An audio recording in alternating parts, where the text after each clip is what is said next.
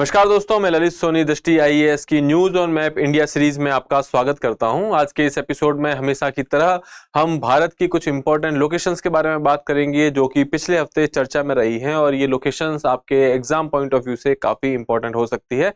तो चलिए स्टार्ट करते हैं। सबसे पहले हम एक अभ्यास प्रश्न देखने की कोशिश करेंगे जो कि पिछले हफ्ते आपको दिया गया था आपके प्रैक्टिस के लिए। उसका एक्सप्लेनेशन आज देखने की कोशिश करते हैं। चलिए स्टार्ट करते हैं। तो सवाल था रणथंभौर के बारे में। रणथंभौर टाइगर रिजर्व के संबंध में निम्नलिखित कथनों पर विचार करें। पहला कथन था यह राजस्थान राज्य के पूर्वी भाग में स्थित है।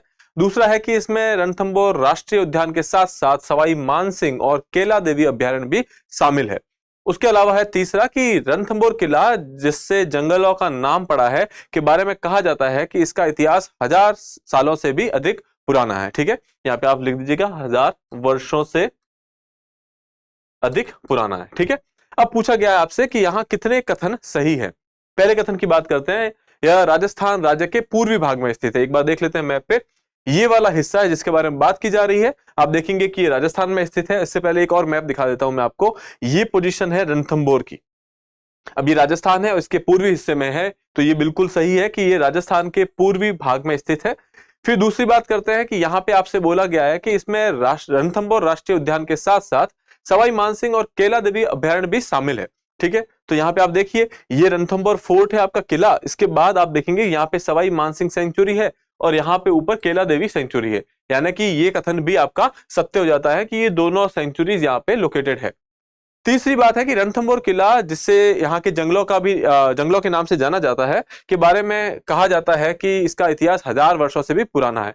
तो यहाँ पे आपको पता होगा कि राजस्थान के जो चौहान शासक थे, चौहान शासकों ने 944 शताब्दी के अंदर आप देखेंगे कि इस किले का निर्माण करवाया था और ये लगभग 1000 साल पुराना इतिहास हो ही गया इसका। तो ये स्टेटमेंट भी आपका सही हो जाता है। तीनों ही कथन यहाँ पे सही है। ऑप्शन सी जो होगा वो आपका सही उत्तर होगा। ठीक है, पहले हमने इसकी लोकेशन देख ली। हमने देख लिया कि इसके आसपास ये दोनों अभ्यारण्य भी मौजूद है। ये राजस्थान में स्थित है और राजस्थान के पूर्वी भाग में स्थित है।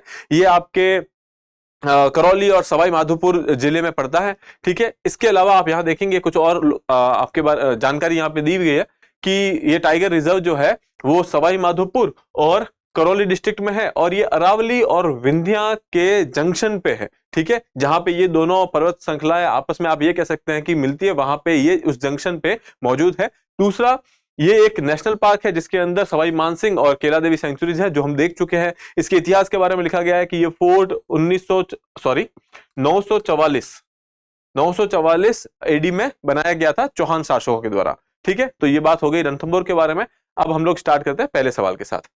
तो पहला सवाल है, निम्नलिखित कथनों पर विचार कीजिए। पूंछ रहित हुलॉक गिब्बन भारत में पाया जाने वाला एकमात्र वानर है। ठीक है, दूसरा स्टेटमेंट देखते हैं।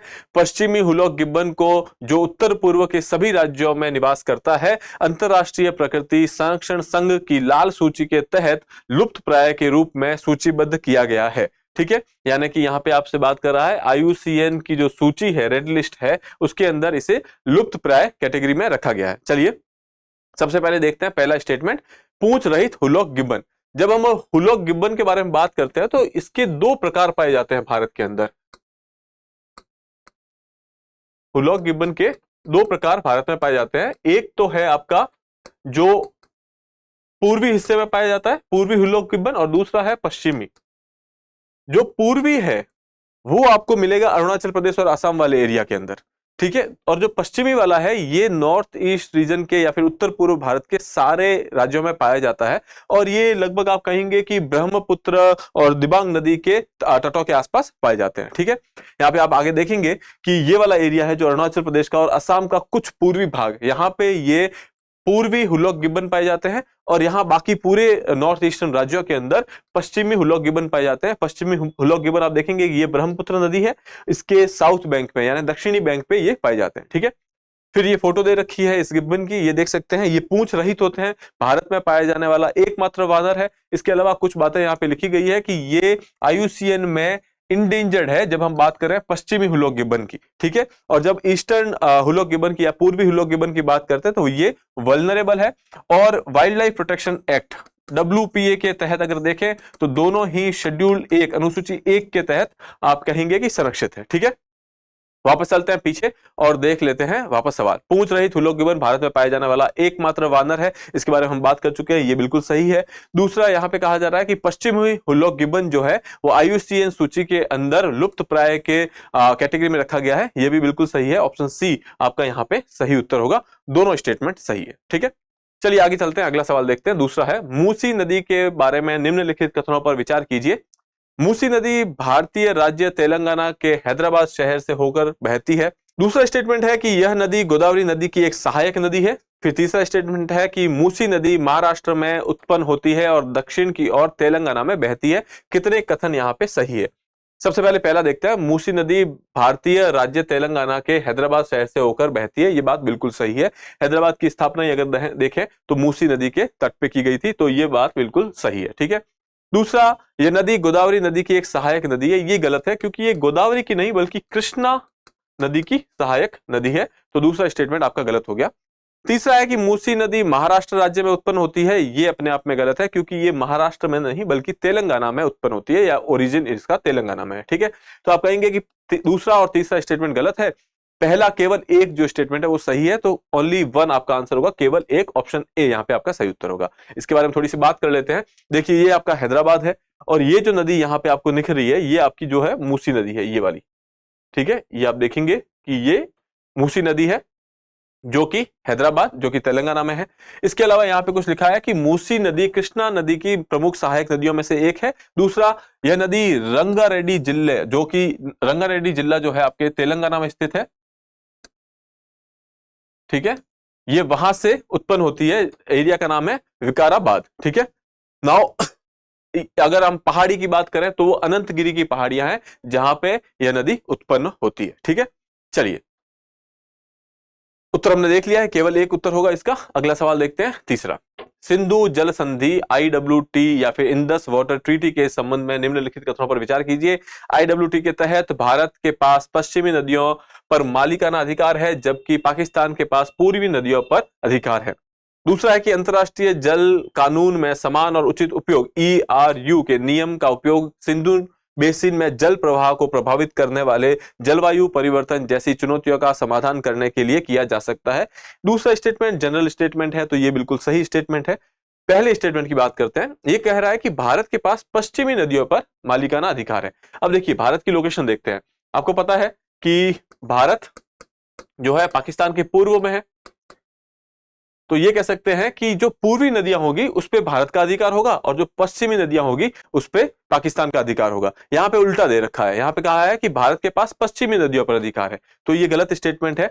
तो आपका केवल दो उत्तर होगा जो कि बी है। इसको एक बार मैप पे देख लेते हैं। देखिए, ये आपके भारत का हमारा मैप है, यहाँ पे ये सिंधु नदी का बेसिन है। ठीक है, इसके अंदर तीन नदियां हैं जिन्हें हम पश्चिमी नदियों के तौर पे यहाँ पे आइडेंटिफाई करेंगे और तीन नदियां हैं जिन्हें हम पूर्वी नदियों के तौर पे आइडेंटिफाई करेंगे। देखते हैं, देखिए पहली तो हुई इंदस, दूसरी झेलम और तीसरी चेनाब। इन तीनों को हम कहते हैं ये पश्चिमी नदियां हैं, इनके ऊपर जो पाकिस्तान के पास कुछ अधिकार है, या फिर यूं कहें कि पानी के स्टोरेज को लेकर पाकिस्तान के पास अधिकार है। फिर यहाँ पे तीन और नदियां हैं, रावी, ब्यास और सतलज। ये पूर्वी नदियां हैं जिन पे भारत के पास पूरे अधिकार है। ठीक है, इन नदियों पे भी भारत को आप यूं कहें कि रन ऑफ द रिवर अधिकार है, जहां पे भारत इनके बहते हुए पानी का उपयोग कर सकता है इलेक्ट्रिसिटी वगैरह बनाने के लिए, जबकि इनको स्टोर नहीं कर सकता। इसके स्टोरेज के अधिकार पाकिस्तान के पास है। ठीक है, बाकी इन तीनों रिवर्स पे जो कि आपकी रावी, ब्यास और सतलज है, इस पे पूरे के पूरे अधिकार भारत के पास है। तो आप कह सकते हैं कि पूर्वी नदियों पे भारत का अधिकार है और जो पश्चिमी नदियां हैं इस पे जो है पाकिस्तान का अधिकार है। ठीक है, दूसरा, ये ट्रीटी जो है 19 सितंबर 1960 में साइन की गई थी। ये भारत और पाकिस्तान के मध्य साइन की गई थी, लेकिन इसकी मध्यस्थता या फिर यूं कहें कि जो ये ट्रीटी ब्रोकर करने में हेल्प की गई थी वो की गई थी विश्व बैंक या फिर वर्ल्ड बैंक के द्वारा। ठीक है, ये कुछ बातें थी जो आपके इंडस वाटर ट्रीटी से रिलेटेड है, और अभी हाल में भारत इसको वापस रिव्यू करना चाहता है। काफी लेटर लिखे गए हैं, काफी पत्राचार हुआ है, लेकिन पाकिस्तान का इस पे कोई जवाब आया नहीं है। तो देख लेते हैं इसका उत्तर, केवल बी, यानी कि ये दूसरा वाला स्टेटमेंट सही है, पहला वाला गलत है क्योंकि इन्होंने एक्सचेंज कर दिया है दोनों चीजों को। ठीक है, अगला सवाल देखते हैं, चौथा, गोटी कोया आदिवासियों के बारे में निम्नलिखित कथनों पर विचार कीजिए। पहला है, वामपंथी उग्रवाद और माओवादी हिंसा के कारण गोटी कोया आदिवासी छत्तीसगढ़ से विस्थापित हो गए थे। दूसरा है कि गोटिकोया समुदाय को तेलंगाना राज्य में अनुसूचित जनजाति नहीं माना जाता है, जहां उनमें से कई रहते हैं। हुआ यह है कि माओवाद या फिर यूं कहें कि लेफ्ट विंग एक्सट्रीमिज्म, वामपंथी उग्रवाद की वजह से ये कम्युनिटी या फिर ये कहें कि ये आपकी जो आबादी है गोटिकोया की, ये छत्तीसगढ़ से निकलकर आसपास के राज्यों में गई और सबसे ज्यादा तेलंगाना में गई। ठीक है, अब छत्तीसगढ़ में इनके पास शेड्यूल्ड ट्राइब का स्टेटस था, लेकिन अब ये माइग्रेट करके यहां गई थी, तो यहां पे इनके पास ये शेड्यूल्ड ट्राइब का स्टेटस नहीं है। अब शेड्यूल्ड ट्राइब के स्टेटस के कुछ फायदे होते हैं कि आपको यहाँ पे जो वनों के अधिकार होते हैं या फिर फॉरेस्ट राइट्स होते हैं वो मिलते हैं, जो कि जनरली आप देखेंगे कि आदिवासी जनजातियां होती है वो इन अधिकारों पर निर्भर करती है, और वनों से जो आपको प्रोड्यूस मिलता है, जो भी वहां से आपको प्रोडक्ट्स मिलते हैं, उनको बेच करके उनका जीवन चलता है। तो यहाँ पे तेलंगाना में वो अधिकार उनके पास नहीं है, इसकी वजह से ये चर्चा में रहा था। तो आप देखेंगे कि तेलंगाना में इनके पास एसटी स्टेटस नहीं है, और ये छत्तीसगढ़ से तेलंगाना की ओर विस्थापित किए गए थे उग्रवाद की वजह से। ठीक है, तो पहला स्टेटमेंट सही है कि इनको माओवादी हिंसा के कारण गोटिकोया आदिवासी जनजाति को छत्तीसगढ़ से तेलंगाना की ओर विस्थापित किया गया, और भी कई आसपास के राज्य जहां पे इनकी पॉपुलेशन पाई जाती है। इसके अलावा ये समुदाय जो है तेलंगाना में अनुसूचित जनजाति नहीं माना जाता है, शेड्यूल्ड ट्राइब नहीं माना जाता है। ठीक है, तो ये स्टेटमेंट सही है। आप कहेंगे कि ऑप्शन सी जो है वो आपका सही उत्तर होगा। ठीक है, यहां देखिए इस मैप में छत्तीसगढ़ के एरिया में रहने वाली ये जनजाति, इसको विस्थापित किया गया था पास के राज्य तेलंगाना में। इसके आसपास भी इनकी यूं कहें कि आबादी रहती है। ठीक है, तो ये तो हो गया था आपका गोटिकोया ट्राइब के बारे में। कुछ और बातें हैं यहाँ पे कि ये एक multi racial multi lingual tribe है, बहुत सारी भाषाएं बोल सकती है, लेकिन मुख्य तौर पर ये जो भाषा बोलती है उसका नाम है कोई। ठीक है, और कोई भाषा का संबंध जो द्रविडियन लैंग्वेज की आप यूं कहें कि जो श्रृंखला है उनमें से है। ठीक है, और काफी इन्फ्लुएंस रहता है यहाँ पे तेलुगु का भी। ठीक है, तो ये बात हुई गोटिकोया ट्राइब के बारे में। आंसर हम देख चुके हैं, इसका ऑप्शन सी जो है वो सही उत्तर होगा। अगला सवाल देखते हैं, पांचवा। पन्ना टाइगर रिजर्व के संबंध में निम्नलिखित कथनों पर विचार कीजिए। पहला है, यह मध्य प्रदेश के उत्तरी भाग में विंध्य पर्वत श्रृंखला में स्थित एक महत्वपूर्ण बाघ आवास है। ठीक है, अब सीधी सी बात है, टाइगर रिजर्व की बात हो रही है तो ये ऑब्वियसली एक बाघ आवास होगा। दूसरा है कि सोन नदी रिजर्व के माध्यम से दक्षिण से उत्तर की ओर बहती है। आप यूं कहेंगे कि इसके बीच से होकर के निकलती है। ठीक है, आपको देखना है कि कितने कथन यहाँ पे सत्य है, कौन से कथन यहाँ पे सत्य है। ठीक है, पहले देख लेते हैं। यह मध्य प्रदेश के उत्तरी भाग में विंध्य पर्वत श्रृंखला में स्थित एक महत्वपूर्ण बाघ आवास है। ठीक है, तो यहाँ पे आप देखिए, ये आपका मध्य प्रदेश का मैप है, पन्ना कहीं यहाँ पे है, ये उत्तरी भाग हो गया मध्य प्रदेश का, तो ये बात बिल्कुल सही है। पहला जो है स्टेटमेंट सही हो गया। ठीक है, दूसरा है कि सोन नदी रिजर्व के मध्य से होकर गुजरती है। पन्ना टाइगर रिजर्व के बारे में हम लोग कई बार बात कर चुके हैं, मैंने आपको कई बार बताया होगा कि Ken Betwa river linking project है, उसके अंदर आप यूं कहें कि ये पन्ना टाइगर रिजर्व प्रभावित होता है उससे। क्यों? क्योंकि इसके अंदर से एक नदी बहती है जिसका नाम है केन। ये जो रिवर लिंकिंग प्रोजेक्ट है उसमें ये है कि केन का जो सरप्लस वाटर है, अधिकतम जो वाटर है, उसको लेकर के यहाँ पे जहां पे पानी की कमी है बेतवा रिवर में, वहां डाला जाएगा एक नहर के माध्यम से। ठीक है, अब ये केन नदी जो है वो आप देखेंगे कि पन्ना टाइगर रिजर्व से होकर के गुजरती है, इसकी वजह से ये पन्ना टाइगर रिजर्व हमेशा चर्चा में रहा है। तो आप यूं कहेंगे कि केन नदी है जो कि इसके मध्य से होकर गुजरती है, ना कि सोन नदी। ठीक है, तो ये बात आप ध्यान रखेंगे। अब जब बात कर रहे हैं केन और बेतवा की, केन और बेतवा दोनों ही नदियां यमुना की ट्रिब्यूटरीज है, यमुना की सहायक नदियां हैं।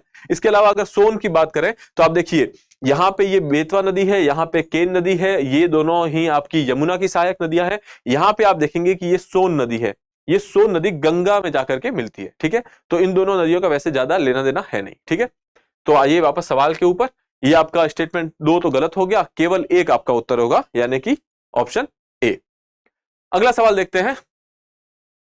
कुंभलगढ़ टोडगढ़ रावली अभयारण्य निम्नलिखित में से किस राज्य में स्थित है? अगर आप कुंभलगढ़ के बारे में जानते हैं तो आपको पता होगा कि ये राजस्थान में स्थित है, सो ऑप्शन डी जो है वो आपका सही उत्तर होगा।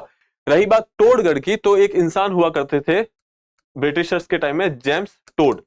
जेम्स टोड एक हिस्टोरियन है, उन्होंने राजस्थान की हिस्ट्री पे काफी सारा कुछ लिखा है, और उसकी वजह से इस जगह का नाम टोडगढ़ भी रखा गया है, और वहां पे मतलब कहीं रहे होंगे किसी वक्त में वो वहां पे, तो ये टोडगढ़ जेम्स टोड के नाम पे रखा गया है। कुंभलगढ़ टोडगढ़ रावली अभयारण्य जो है राजस्थान में स्थित है। ठीक है, ये आप देखेंगे राजस्थान, ये आपका कुंभलगढ़। ठीक है, ये उदयपुर से कुछ ऊपर जाएंगे तो कुंभलगढ़ यहाँ पे, और ये टोडगढ़। ठीक है, तो ये आपका है कुंभलगढ़ टोडगढ़ रावली अभयारण्य। ठीक है, अगला सवाल है 7वां। होकरसर वेटलैंड के संबंध में निम्नलिखित कथनों पर विचार कीजिए। यह एक निर्दिष्ट रामसर स्थल है जो श्रीनगर जम्मू और कश्मीर में स्थित है। दूसरा है कि यह झेलम बेसिन से सटा हुआ है। आपको सही विकल्प का चुनाव करना है। तो पहला स्टेटमेंट देख लेते हैं। यह एक निर्दिष्ट रामसर स्थल है जो कि श्रीनगर जो कि जम्मू कश्मीर में स्थित है। ठीक है। फिर दूसरा है कि यह झेलम बेसिन से सटा हुआ है। तो आप देख लीजिए यहाँ पे ये आपका एरिया है जो कि ये जम्मू कश्मीर और जम्मू कश्मीर में होकरसर वेटलैंड उपस्थित है। तो ये आपका पहला स्टेटमेंट तो सही हो गया, जो कि श्रीनगर में स्थित है और ये एक रामसर साइट भी है। ठीक है। दूसरा अगर हम बात करें कि झेलम बेसिन से सटा हुआ है, तो आप यहां पे देखेंगे कि ये वेटलैंड जो है झेलम बेसिन का पार्ट है। ठीक है। तो ये भी कह सकते हैं कि दूसरा स्टेटमेंट भी यहाँ पे सही है। अगर हम लोग इसके वाटर सोर्स की बात करें कि पानी कहां से आता है, तो यहाँ पे दूधगंगा रिवर जो कि झेलम की ट्रिब्यूटरी है, वहां से इसको पानी प्राप्त होता है। ठीक है। और ये एक रामसर साइट है। इससे क्वीन वेटलैंड ऑफ कश्मीर भी कहा जाता है, यानी कि आप यूं कह सकते हैं कि कश्मीर के वेटलैंड्स में से इनको रानी कहा जाता है वहां की। ठीक है। खैर, यहाँ पे आप देखेंगे कि दोनों ही स्टेटमेंट सही है। ऑप्शन सी जो है वो आपका सही उत्तर होगा। अगला सवाल देखते हैं, 8वां, जो कि अंतिम प्रश्न है। पश्चिमी घाट के संबंध में निम्नलिखित कथनों पर विचार कीजिए। उत्तरी महाराष्ट्र में इस श्रेणी को सह्याद्री और केरल में सह्य पर्वतम कहा जाता है। दूसरा है कि इसे यूनेस्को की विश्व धरोहर स्थल के रूप में मान्यता प्राप्त है। और फिर तीसरा है कि पश्चिमी घाट उत्तर में सतपुड़ा श्रेणी से शुरू होकर गोवा से दक्षिण की ओर कर्नाटका से होते हुए केरल और तमिलनाडु में प्रवेश करते हुए हिंद महासागर को गले लगाते हुए कन्याकुमारी में समाप्त होते हैं। ये आपको बता रहा है कहां से स्टार्ट होकर कहां तक जा रहे हैं। ठीक है। तो आप सिंपली देखिए, सतपुड़ा से स्टार्ट होते हैं, फिर गोवा से सट के निकलते हैं, उसके बाद केरल, कर्नाटका बाद केरल, तमिलनाडु और फिर हिंद महासागर। ठीक है। तो ये स्टेटमेंट तो आपको पता होगा कि सही है। फिर ये यूनेस्को की विश्व धरोहर स्थल है, बिल्कुल ये भी बात सही है। और इसको उत्तरी महाराष्ट्र में सह्याद्री कहा जाता है, ये भी सही है। और केरल में इसे सहाय पर्वत नाम से जाना जाता है। ठीक है। तो ये तीनों ही स्टेटमेंट सही है। ऑप्शन सी जो है वो आपका सही उत्तर होगा। यहाँ आप देख सकते हैं कि ये आपके वेस्टर्न घाट्स है, इनका एक्सटेंशन यहां से स्टार्ट होता है। ये आपके सतपुड़ा है और ये आपके वेस्टर्न घाट्स हैं, और ये यहां तक नीचे देखेंगे कन्याकुमारी तक जाते हैं। इनके अलग अलग जगह पे अलग अलग नाम है। अगर आप देखेंगे कि इस एरिया में, तो इसको पहले सह्याद्री कहा जाता है, उसके बाद आप देखेंगे इनको कोंकण तट भी नाम से भी जाना जाता है, फिर नीचे इनको सहाय पर्वतम के नाम से जाना जाता है। ठीक है। यहाँ पे आप देखिए कि यहां से ये स्टार्ट होते हैं और उसके बाद यहाँ पे इसको कोंकण कोस्ट, नीचे मालाबार कोस्ट नाम से भी जाना जाता है। ठीक है। ये जो एरिया है ये आपके नीलगिरी का एरिया है। नीलगिरी जो है केरल में भी उपस्थित है, कर्नाटक में भी है और तमिलनाडु में भी है। तो हम कह सकते हैं कि वेस्टर्न घाट जो है, नीलगिरी वेस्टर्न घाट्स का हिस्सा है और वेस्टर्न घाट्स आपके तमिलनाडु में, केरल में और कर्नाटक में भी है। ठीक है। तो ये बात हो गई वेस्टर्न घाट्स के बारे में। तीनों स्टेटमेंट सही है। ऑप्शन सी जो है आपका सही उत्तर होगा। अब आ जाते हैं अभ्यास प्रश्न पे, जो कि आपको अटेम्प्ट करना है और आंसर देना है। उससे पहले आप यहाँ पे कुछ देख सकते हैं कि वेस्टर्न घाट्स के बारे में कुछ इंफॉर्मेशन दी हुई है। जैसा कि मैंने बताया कि इनको सह्याद्री कहा जाता है उत्तरी महाराष्ट्र में, और सहाय पर्वतम कहा जाता है केरला में। इनको कोंकण कोस्ट के नाम से भी जाना जाता है, मालाबार कोस्ट के नाम से भी जाना जाता है। अलग अलग हिस्सों में अलग अलग नाम है इनके। ठीक है। अभ्यास प्रश्न देखते हैं। सांभर झील के बारे में निम्नलिखित कथनों पर विचार कीजिए। पहला है, यह झील केंद्र की स्वदेश दर्शन योजना में रेगिस्तानी सर्किट का हिस्सा है। दूसरा, यह भारत की सबसे बड़ी अंतर्देशीय नमक झील है। यह अरावली पर्वतमाला के अवसाद का प्रतिनिधित्व करती है। तीसरा स्टेटमेंट है, इस झील की नमक आपूर्ति 1526 से 1857 तक मुगल वंश द्वारा की गई थी। इनमें से आपको देखना है कि कितने स्टेटमेंट जो है सही है। तो आप इस सवाल को फिर से पढ़िएगा, उसके बाद इसको सही रूप से समझने के बाद आप इसका उत्तर दे सकते हैं हमें कमेंट बॉक्स में। इसी के साथ मैं आपसे आज्ञा चाहूंगा, अगर आपने इस चैनल को सब्सक्राइब नहीं किया है तो प्लीज कर लीजिए, ये आपके काफी काम आएगा आपकी प्रिपरेशन के दौरान। चलिए, धन्यवाद।